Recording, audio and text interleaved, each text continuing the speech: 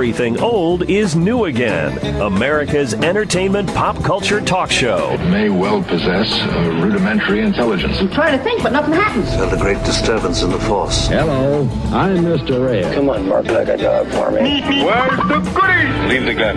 Take the cannoli. I bet you wouldn't have done anything like this if Mom and Dad were here. You filthy criminal. Excuse me while I whip this out. Go ahead. Make my day. Here are your hosts, Douglas Viviani and David Cohen. We're still talking with Prentice L. Wilson, who collects electric light bulbs from well-known places.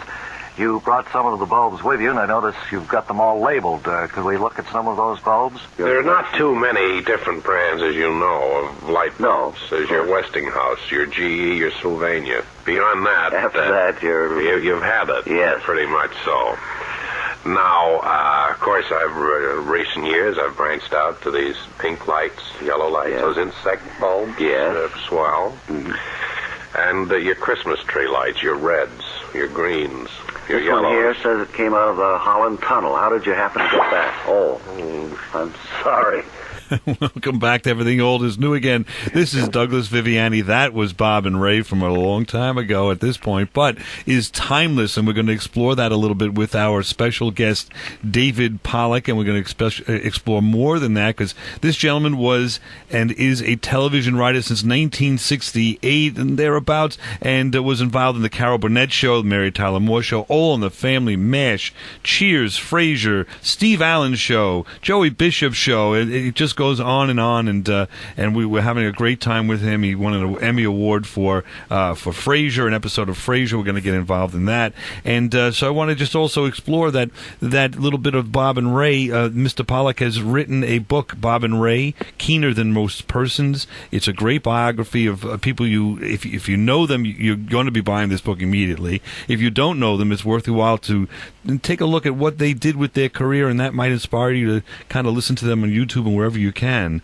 Anyway, this week we're continuing our talk of all things entertainment, television entertainment, and comedy writing with David Pollock himself. David, welcome back to Everything Old is New Again. Thanks, Douglas. It's great to be with you. It's great to have you. We also had you on Show 64 a little ways back, and anyone listening want to listen to that show, of course, you know, everythingoldisnewagain.biz, everythingoldisnewagain.biz, and you can pull that show up, or just go to the YouTube channel and pull up Everything Old is New Again radio show. You can pull up David Pollock, or you can pull up, Bob and Ray, and you'll find those shows as well. Anyway, just talking about Bob and Ray for a moment, their career spanned 40 years. I just wonder... in this day and age, radio you can syndicate as we're doing. We have quite a number of stations and growing, and as we go along the way and try to have our show blanket America, if you will. But I don't know how it worked back then. Maybe you know better than I do. There were national stations, but when they were on WOR, for example, in the 70s, were they just on OR, or was that syndicated in any way? It was just WOR. It was just a local show. Right. They had done local shows throughout. They had been on WNBC in New York locally. When they first came from Boston, they went on NBC on the network, and they also did local shows. Right. They did a network midnight show, actually, for a brief period around 1953 or 4. And they were on WNEW-FM. Right. And... INS, I think. Let me take a look. I think WINS. Right. That's where they really caught on locally during the McCarthy hearings. Right. In 1954 on WINS in the morning. Right. 54 to 56, right. That's when they were at 6:30 to 10. I'm looking at it right now. Just pulled it up. But there was also a time when they were on the Mutual Broadcasting System, which right? To me, that was the best series ever, because they had 45 minutes every day, a network show for 2 years, and they had Tom Cook's written sketches.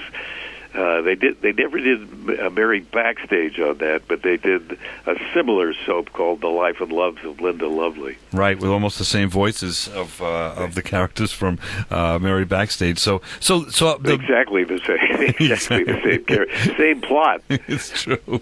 It just seemed to me that I guess maybe I'm prejudiced in a way because that's when I was introduced to them. With the WOR years, they were so polished, but it sounds like when I go back to look at those years in the 50s and hear them, I hear the genesis of a lot of the routines that they did. Maybe you could say they perfected them in the OR years, or at least had done them enough where they were, more polished, if you will. But all of that, so that bottom line is, America should in some way, or could in some way, be aware of who these local East Coast broadcasters are. Especially, they were on, I think, quite a number of times on Johnny Carson, on Letterman, and they were on NBC television for 15 minutes every night, Monday through Friday, for like in 1951 to 53. Okay, there you go. Now, they used the power of radio that I think is so much fun, where you've got the use of your imagination. You can expand upon things with just a little bit of a sound effect instead of having to actually row a boat in water. You could have just the sound effect of water, let's say. And I think they did that so well that we've, I think, lost a little of that these days. I don't see, we do that. I don't see a lot of shows that do characters like we do these days and expand upon radio beyond the interview, which of course we do, but beyond just political talk, medical talk, financial talk, and what else? Sports talk. That's kind of all there is now. Talk radio is the most popular format now. I believe there's over, I think, 2,000 stations that do that now. So that's something. But I agree. Do you think there's room for more? And do you think that Bob and Ray would have looked at the state of radio today and had a comment about that? Well, it all sort of changed. I think you're talking about an era of personality AM radio with, I'm sure New York was the same as it was here in L.A., where there were just character disc jockeys on local AM stations, usually non-network affiliates. You had in New York a WNEW with Cleveland and Finch, and there was Ted Brown on WMGM. Yeah. All funny, all different. But I think today, I think it's all sort of shrunk, as you've said, right? And it's all sort of gone to FM, hasn't it? Right, a little bit.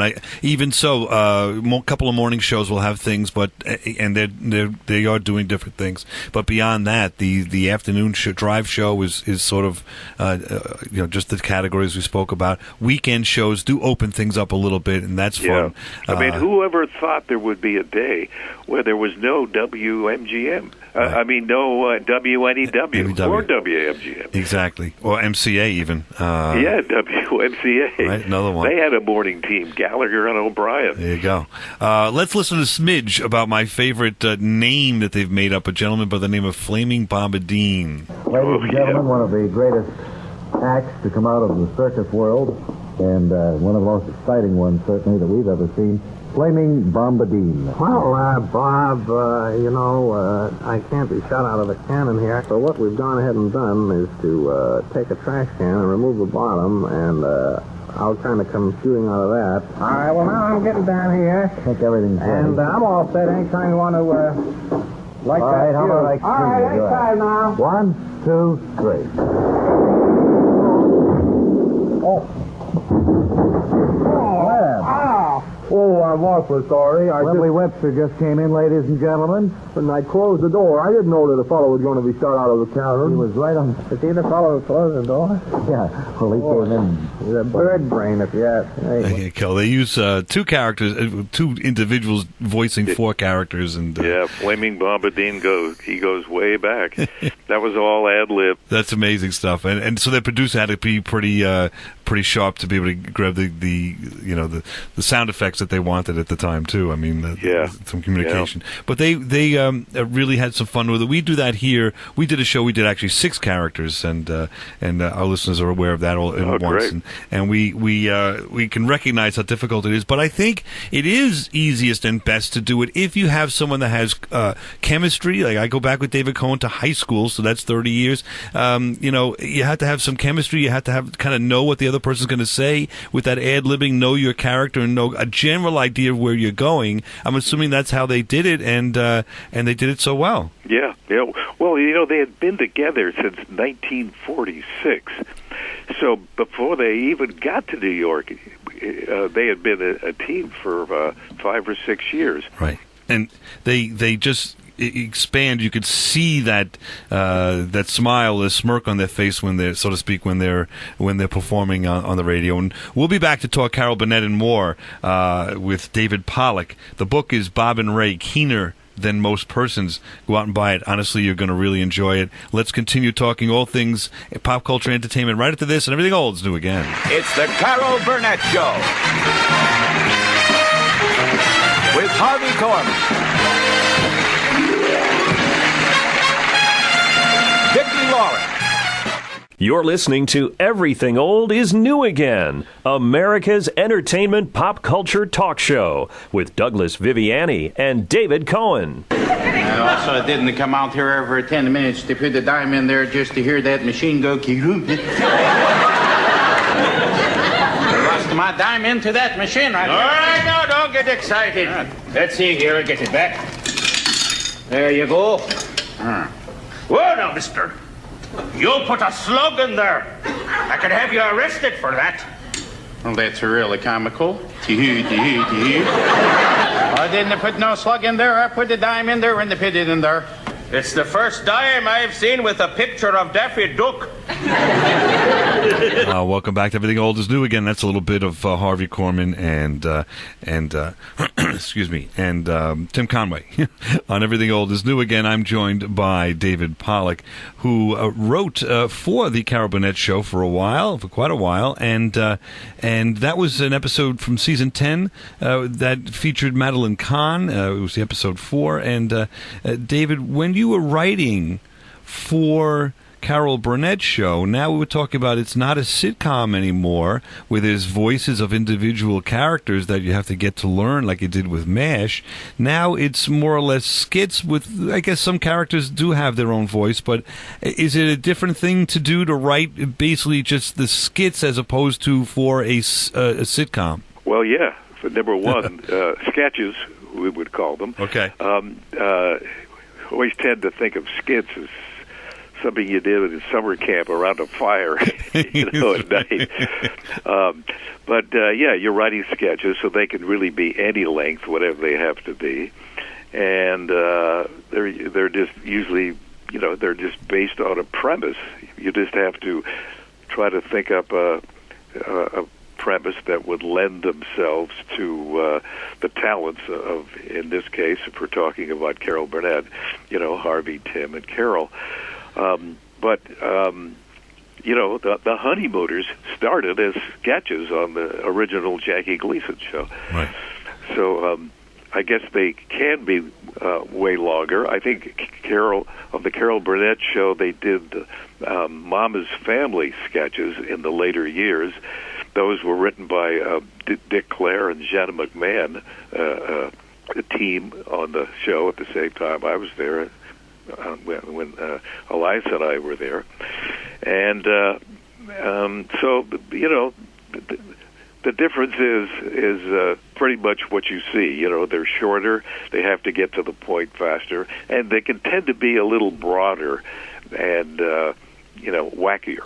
Right. The characters can be a little over the top. Now, when you write for a person, let's just say like Tim Conway. You're doing a sketch and you know that he's going to be doing this. We've seen many times he seems to break up Harvey Korman and Carol Burnett, and maybe he's bringing some, from what I hear, some things to the table that he never did in rehearsal, just to try to get them on edge or try to surprise them with something. And it appears that was genuine. Did that happen? And if so, what do the writers think about that? Well, I know what Elias and I thought about it. There wasn't a lot of that in any sketch we did, but I know if they did, if it's working and getting laughs, it's okay. But usually, you want to see it. You want to see what you wrote done the way you intended it to be. But like I remember. a Tim Conway sketch we wrote with he and Harvey where Tim is working at a repair shop, and Harvey, doing a Viennese accent, brings his violin in to be repaired, and Tim is like, got a huge saw. Right. He's in the back room and a blowtorch, and they probably took a liberty or two with that, as I think back. But usually on the Burnett Show, everything was done just, exactly the way it was written, and Tim would do them totally the way they're written too, if that was the character. Like we did one with he and Carol, where Tim is trying to type out a eulogy he has to give for a buddy of his who's died, and it progressed. It had to build, and there's certain things that were planted in there. And there he just did it just as written, because he knew you just couldn't play around with that one. So that they know. I mean, it's pretty obvious what each sketch demands as far as how it's played. Right, and certainly they did it to perfection. But what about the guest stars that come on board? Of course, Madeline Kahn's a talented individual, can do this, but yeah, I remember that. I can remember sitting at the Wednesday rehearsal and seeing them rehearse the musical numbers and all. And it must be interesting to see if they can pull off the nuances of what you're writing, or do you write a little bit less for the person that is the guest star for that week, or do you just write and hope they do the best? Do you write to the person, or do you write just to the script, to the sketch? Well, you have to do both. Yeah. Steve Lawrence was a guest a lot of times on the Carol Burnett Show. So we were writing a sketch for Carol and Steve, and so we picked something that we knew they both could pull off. You wouldn't come up with something that's just totally, impossible.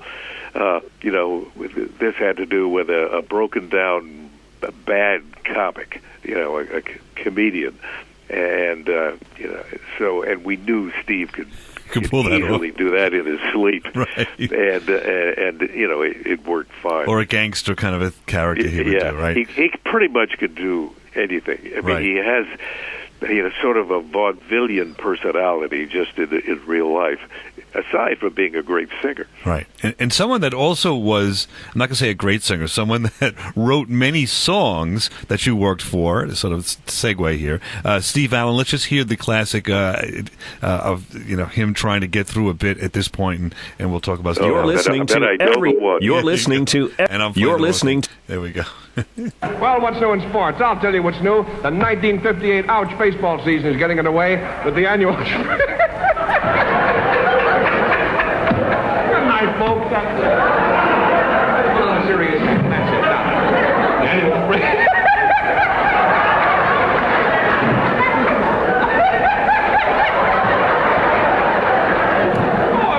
Script where this good. I'm sorry.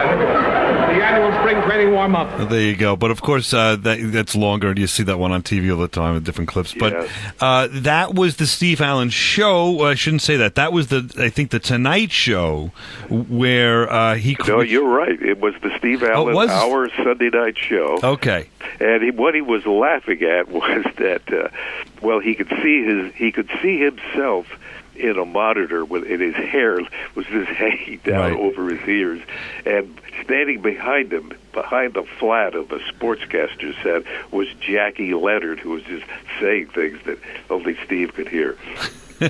And so we just went along for the ride on that. Now, he was talking about the scripts there at the end, and I'm sure he was just joking around. Is that when you were involved in the show, or when did you get involved with that show? No, I wasn't on that series at all. I was still I was in college when that was on in 1958. Okay. And I do remember seeing it. I mean, and of course, as you say, they played that a million times. When did you get involved with Steve Allen, and how did that work? As I had been working on, Elias Davis and I had been working on the Pat Boone show, and that had been canceled after 13 weeks. It was a Monday through Friday 90-minute talk show, and Steve Allen was hired to replace Pat, and that would have been in 1960. We were there. We wrote for Steve in 1968 and 69, 2 seasons, and the second year we both wrote and produced the series. Wow. So did you feel that you learned anything? Like, was Steve Allen? He was a creator and a creative mind. Was he part of the writing team in that? Or no? No, he didn't write any sketches on it. He got a writing credit. Okay. But he certainly could have. But when he started radio, he wrote stuff for himself. But at that level, it's assumed that you're going to give the star, whoever it is, if you're hired to be a writer, you have to provide the material. Man, he would do. He was great. He was the best. I mean, I got interested in comedy back in 1955. Going to a Tonight Show. It was out here in L.A. then for that summer when he was filming the Benny Goodman story, and just seeing that show being done. And in those days, it was an hour and 45 minutes. They would do it here from 8:15 at night till 10, and Steve just sitting there, ad-libbing and filling an hour and 45 minutes a night. He was just so spontaneous and so hilarious, and so I was thrilled to get to work with him. It's amazing that he would fill that much time, and like you say, all of it, not all of it, not everything works, as we all know, but most of it worked, most of it was funny, and it's a shame that we don't get to see those shows too much. I don't know if they're around anywhere. I haven't seen too much. Well, there was no videotape then, so they were never, when they started the Tonight Show, it didn't even come out to the West Coast because NBC didn't want to interrupt their primetime shows from 8 to 11 at night on the West Coast because of the 3-hour difference. So finally, when Steve came out here to do that movie, they carried an hour of it on Kinescope from 11:30 to 12:30. And so they had to rush and develop it develop the first half hour, and then while they're still doing the rest of the show. But most of those are lost. We saw it. Right, we're saying most of those are lost, basically, at this point. Yeah, many of them are. Yeah. Right, what a shame. Well, hopefully we're not going to be lost. We'll be back right after this, and Everything Old is New again to continue with David Pollock. The book, again, is Bob and Ray Keener Than Most Persons. We're going to come back and talk about Joey Bishop and Don Rickles and more. Right here on Everything Old is New again. Well, what's new in sports? Here we go. Right here on Everything Old is New again.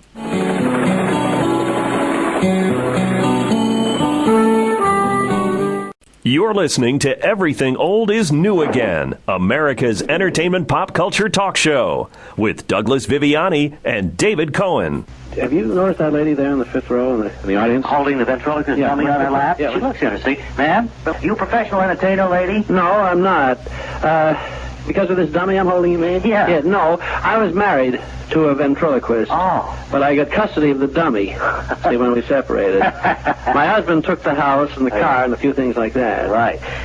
Why'd you ever agree to a settlement like that? Those conditions are kind of unusual. If you're not the one in the family with the ventriloquist, what good is the dummy? Well, my husband was really quite good at his trade. He convinced me that this was our little boy. Of course, I realize now that this baloney about a mother's love outweighing other considerations can get a person into a fine kettle of fish. There we go. Back here on Everything Old is New again, having some fun talking Bob and Ray and more with David Pollock, the author of Bob and Ray, Keener Than Most Persons. It's a great book. They're great artists. They're on YouTube. Check them out either one way or the other. If you read the book, you're going to want to check them out on YouTube and hear these shows.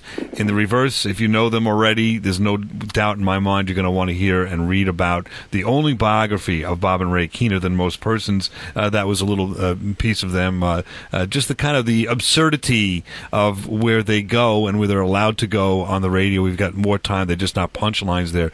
A whole interview with this lady, and it's just a lot of fun, the way that they are able to pull out the minutia of life, sort of Seinfeld-ish in some ways, where the minutia becomes examined and is very funny. And so I have another short clip here with David, and then we'll move on to it. I want to talk about Steve Allen. Actually, let's just do that now. Steve Allen, when you were with Steve Allen, first of all, how many years were you with the Steve Allen show? Well, two years, and 1968 and 1969. And he had been, when we were on the Pat Booth show, he was a guest there, and we were on Joey Bishop's show, he was a guest, and I think the Glenn Campbell show, too. So he was, at that time, doing this, is it the Sunday night show once a week? Is that what you were on? No, the Sunday night show would have been in the 50s, from about 1956 to about 1959 or 60. Our show was several years later, 1968 and 69. It was a 90-minute show. And how many days a week was it on? 5 days a week. Oh, wow. Holy smokes. smokes. 5 nights. Stations could play it whenever they wanted to. They could take an hour of it or 90 minutes of it. Now, how much of the 90 minutes, generally speaking, as a general idea, would you be responsible for? Or did that work that way? Well, when we were producing it, the whole 90 minutes, because you have to book the guests and the musical numbers and the, you have a staff doing it, but you have to make decisions regarding how you're going to fill that time.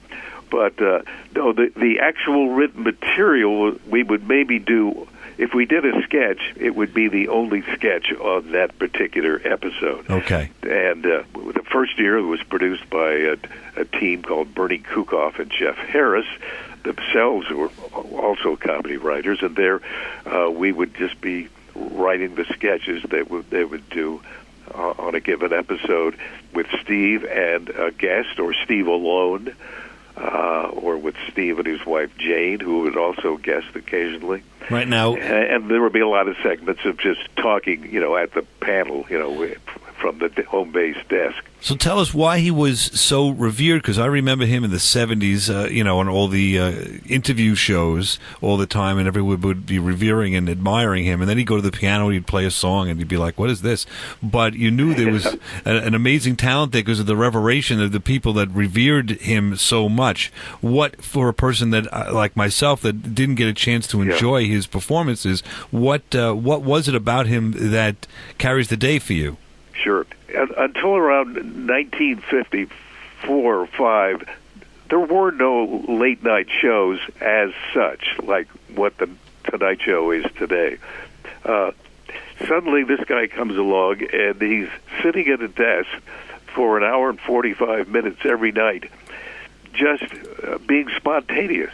He's interviewing guests and all, and it all started from a show he did out here in L.A. in the late 40s on KNX, where he just kibitzed with the audience.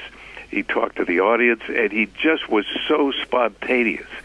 He seemingly has like a third eye, I always felt, when you're talking to him, and you say a sentence. He could see every word in that sentence and a way to rearrange the words into an instant joke. He was just quick and witty and fast and very pleasant, very low-key, horn-rimmed glasses, just sitting there. He never did an opening monologue. He would always be introduced at the piano, and he would play a piano number. And, the Tonight Show was a huge success coming from nowhere. Right.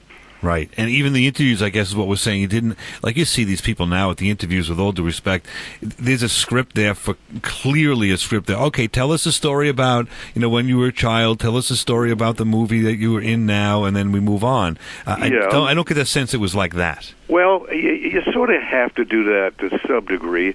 If a big star is coming on, you want to... There's always going to be somebody who will call them a couple of days in advance and say, are there, any areas that you'd like Steve to steer you to? And they might be, and they're usually wanting to promote a movie or something. Right.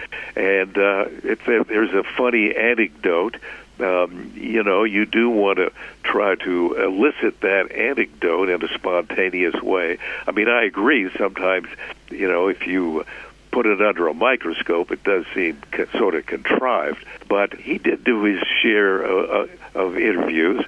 He wasn't necessarily a great interviewer, But if there was anything funny to be had in any conversation, he would find it. He was able to squeeze it out. In other words, he was not just looking for what's the next question I'm going to ask this person. He was listening to the answer and then able to kind of say, wait a minute, there's something funny here, and dive into that, you know. Yes.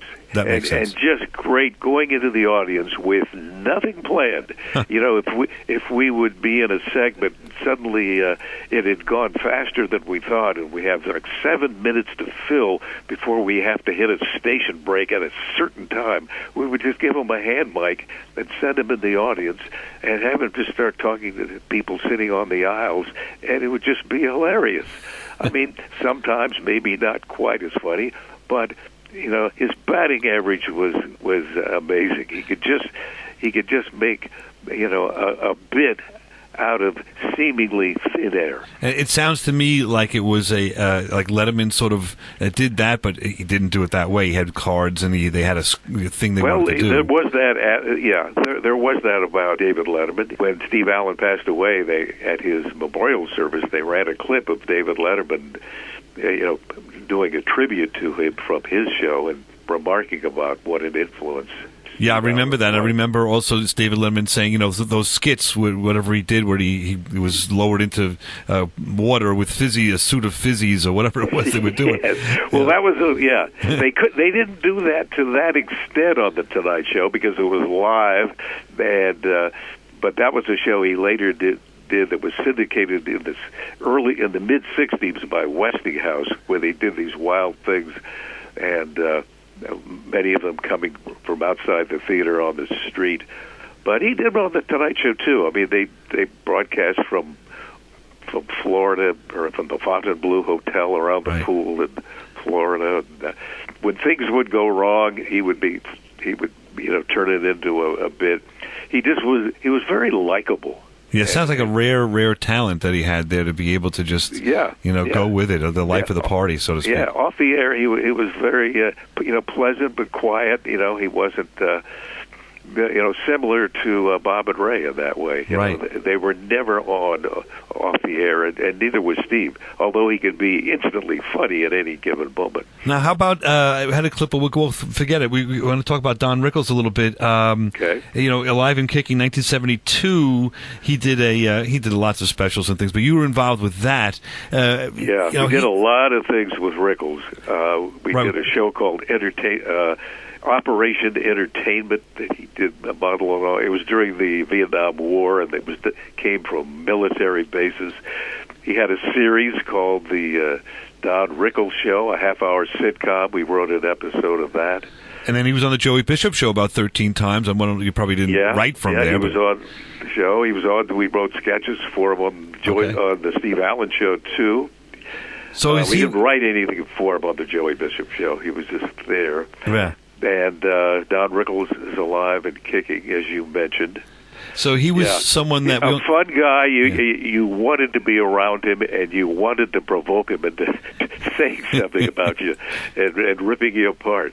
I want to talk about him a little bit right when we get back from this break, about him now, or the world now versus the world then, and what he did and how he may be misunderstood in some ways. We'll be right back about this and more with Bob and Ray, Keener Than Most Persons author David Pollock, and more. Right after this, and everything old is new again. Making your way in the world today takes everything you've got. Taking a break from all your worries sure would help a lot. Wouldn't you like to get away? This is Everything Old is New Again, America's entertainment pop culture talk show, with Douglas Viviani and David Cohen. Let me man the oars, Harry, to start with. You know what we forgot to ask you, Captain? What's that? Which way do we go? I mean, I can't see land anyway. Well, I should think if we just go in the opposite direction to the way he's going, we'll get back to Mystic. Good talk. We can just follow the wake of the ship. Right. Well, that wake will end after about 30, 40 feet, maybe, or 100 feet. Yeah, but feet. then we'll be in the right direction anyway. Very good. All right, I'll just sit back here. Okay. We should get there by the end of the week, I think. We've got plenty of food, good weather ahead. Keep rolling. I don't think we have anything to worry about. You want to join us tomorrow when we'll hear Calvin say, "Isn't there more water here in the boat than should be?" That's in the next exciting episode of Merry Backstage Noble Wife. Word Carr speaking. And we're back here on Everything Old is New again with David Pollock, author of Bob and Ray, Keener Than Most Persons. He's been involved in the entertainment industry since the late 60s. Wrote this book about Bob and Ray, which you've got to get involved with. Go to Amazon.com, and you could pull this book right up and order it, of course. And at this point in time, we have one more section left. I would love to dive into a little bit more about Don Rickles and maybe a little bit about Cheers and Frasier with this gentleman who has been a writer in the television industry and writing for all of these shows for the longest time. Welcome back, David Pollock. I appreciate your time. Thanks. A pleasure, Douglas. All right, great. And that was a little piece of Bob and Ray with the two men doing four voices. And, again, just a lot of fun for those gentlemen that made radio come alive. Can I ask you, before we get to Don Rickles, generally speaking, your general idea, you've been writing comedy for so long, what makes comedy work, if that can be asked and answered in a short time? Well, you're usually writing for a performer. And before you put pencil to paper or a computer to a screen, you have a premise, and you know who you're writing for, and you have a thought. You have something. You wouldn't just start without that in mind. I wouldn't think. So take a path that you think will best realize the concept that this thread or notion that you have in your mind, and how to best do it.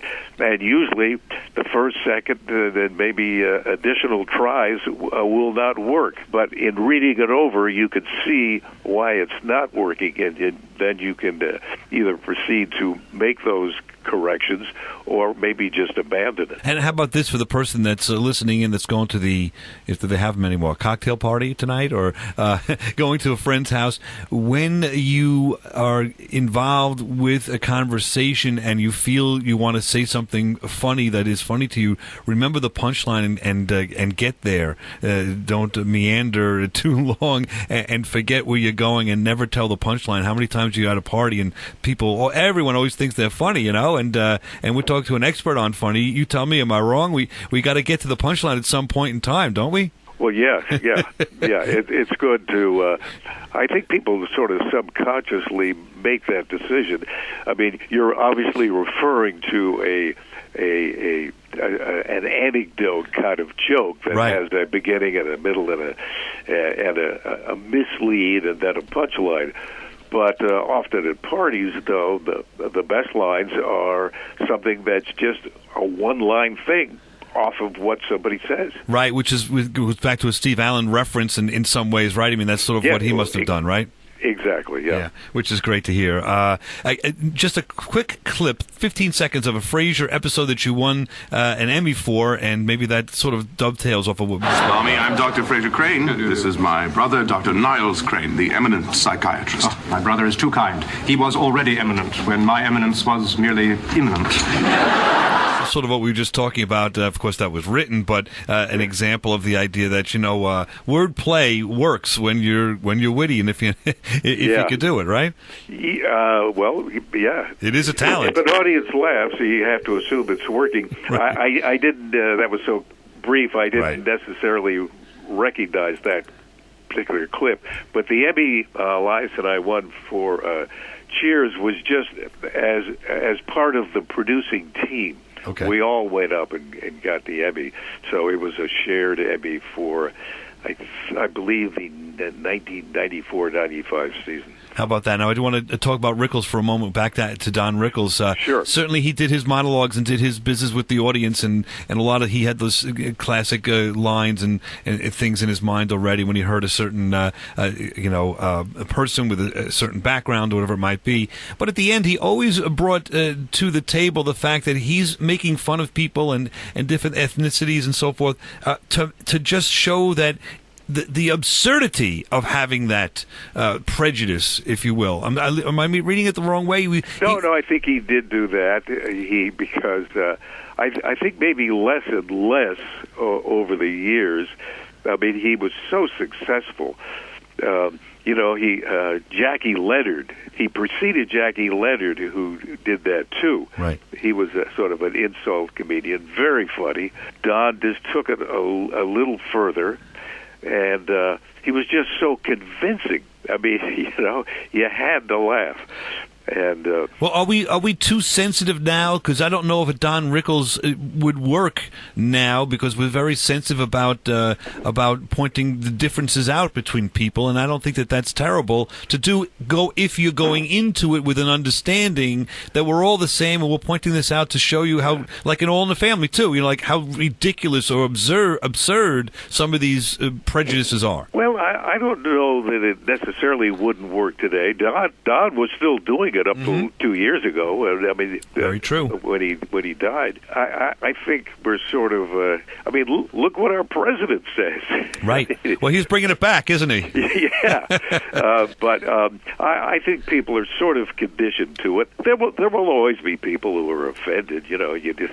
But doesn't comedy by its nature have to offend? Is maybe too strong a word, but it has to shock, doesn't it? Well, I don't know. I've never sat down and intellectualized and studied the components of interesting. What makes people laugh, but certainly shocking can make people laugh sometimes. Shocking might be too strong a word either. I mean, just to take a turn where you're going down a road and all of a sudden you make a left turn where everyone expects you to make a right turn. That's kind of the unexpected, I guess, is maybe a better word. Well, if you see the truth in the line, I mean, when Don Rickles would do a joke, people were laughing because they did recognize the element of truth behind it, even if he was playing on stereotypes and preconceptions people had about certain ethnic groups. Now, you've written for TV for, and I agree with you for 100%, just running out of time. You've written for TV for quite a bit of time here.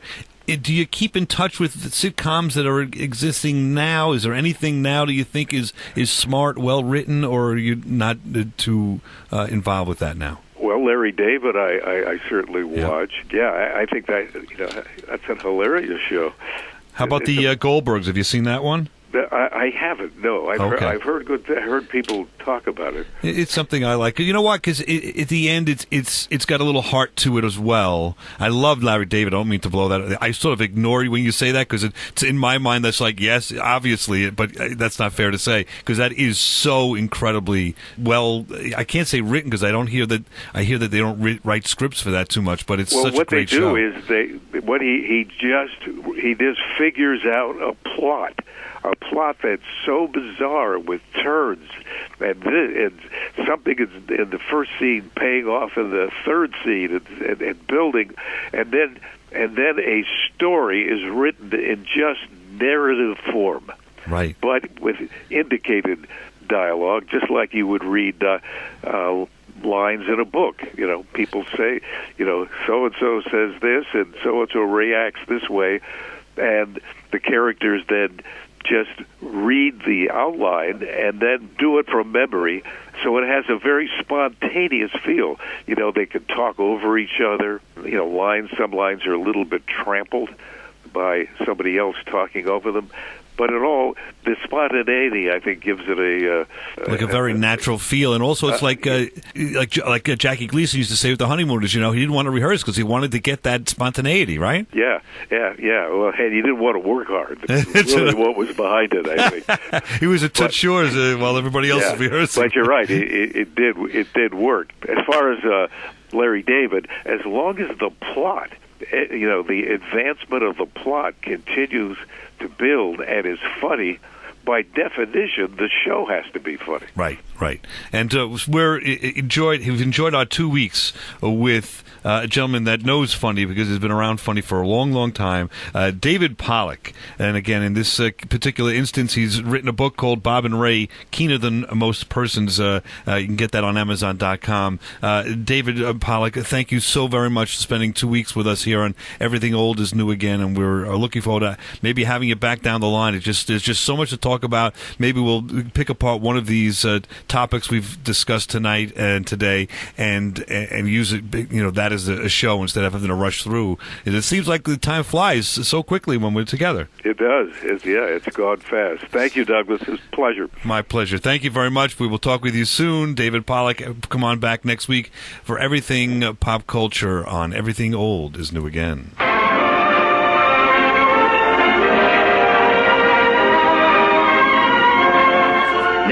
Here with John Billingsley, and we're talking about the Hollywood Food Coalition. John, what is this? Well, I'm the president of the board. We serve a hot, nutritious 5-course meal to hungry men, women, and children 7 nights a week, 365 days a year. Been doing it for 33 years. We distribute clothing and shoes and blankets and backpacks and you name it.